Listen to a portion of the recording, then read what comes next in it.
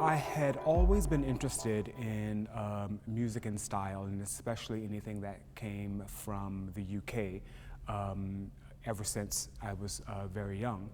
But I wasn't really expressing it with my own dress sense. I was a bit preppy, and I didn't really know how to go about doing it. There were a lot of new style fashion magazines that were coming from the UK, and in particular it was Blitz, ID, and The Face. I would say probably about 1984 there were a series of editorials in those magazines that featured men in skirts. And whilst I thought the look was really great, it was something that I thought was something that I thought that I would never really be able to pull off. Some of my friends were actually wearing skirts already, so with a little bit of convincing and some styling tips, I decided to take the plunge. The dressing up climate of the early 80s was a really great opportunity for me to express my otherness. By basically eschewing anything that I saw as being normal or ordinary, and embracing what I thought was exotic or glamorous or even strange.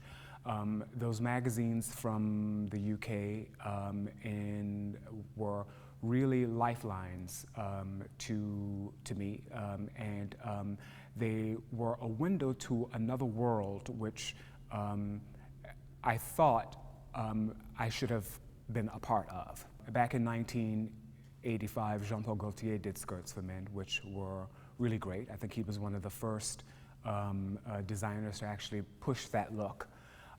There was the 90s where some of the Japanese designers did it off and on, but mostly there was this sort of Belgian influence that happened, which was really directed towards women, but I found the look so exciting that it was something that I adopted for myself.